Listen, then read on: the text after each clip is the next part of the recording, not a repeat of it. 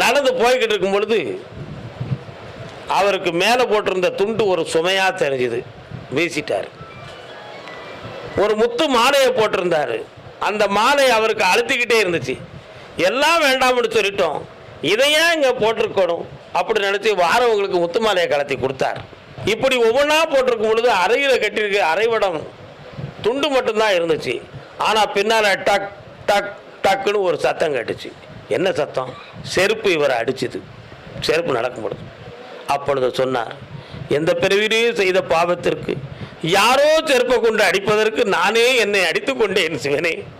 இந்த குற்றமும் இனி செய்யாதிருக்க நானே எனக்கு சுமையான பிறகு இந்த செருப்பையே நான் சுமக்க வேண்டும்னு சொன்னால் காலத்தை தூர அடிச்சு போயிட்டார். அப்படி மெல்ல மெல்ல போய் ஈசனை அடைந்து இந்த உலகத்தில் எல்லாரும் இன்னைக்கு கடவுளின் மறுபிறவி என்று கும்பிடக்கூடிய அளவுக்கு திருவெற்றியூராகிய சென்னையிலே கோவில் கொண்டு பட்டின